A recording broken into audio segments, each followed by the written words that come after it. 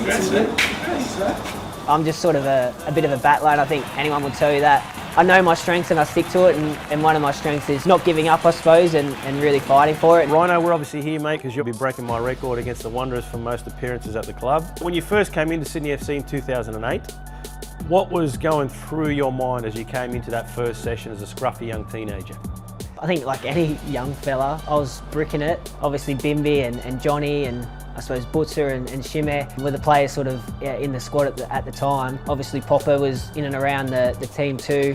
My main worry was just not to embarrass myself, to be honest. The middle-aged boys, we call them, with like yourself and Bridgie and Stu Michalik, made it a little bit more easier, but yeah, I was definitely pretty nervous. Mate, in the back end of my career, I obviously grew a beard and people said that it gave me more of a maturity. You grew a mullet and people mostly laughed at it.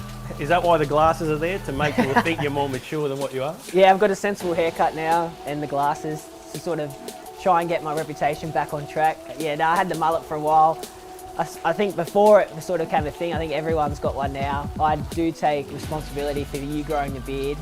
I know you came in with a little bit of a beard, I think it might have been pre-season, and I said you definitely need to stick to it. I think unless you didn't do that, you wouldn't have become the sort of cult hero that you are, so I think I take a little bit of responsibility in that and deserve a thank you. Over the years you've played in a few different positions. What did you feel was your best position? Back in the early days, I was coming off the bench and playing number 10. As Bimby would come off around 65, 70 minutes, I was come on for the last 20. The coaches quickly realised I wasn't scoring too many. I played a lot of centre midfield, right midfield, left midfield.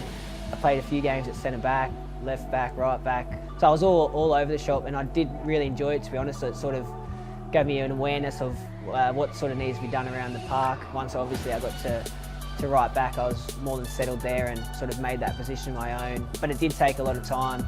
Mate, what are some favourite moments of yours? Obviously the grand finals and the success that we've had, especially scoring in a few grand finals. Players that I've played with for a number of years have turned out to be some really good mates and some of my best mates. So I think the biggest thing I've got out of this club is how family orientated it is, and what we take away from that, and that being really close mates that hopefully stay mates for a lifetime. I have had the chance, I suppose, in the past to try something different, but it just hasn't been the right opportunity, I suppose, and I've got no regrets. I love it here at Sydney, and we've been very successful over a number of years now. I didn't think I would go on to have the career that I have. Not that it's been unbelievable, but you sort of get the best out of what you can do, and I think I've sort of done that to the best of my potential. Still love watching you run up and down that line, so congratulations, mate. Can't wait to see you, and hopefully with a win against the Wanderers as well. Thanks, mate. Ross here. Appreciate it.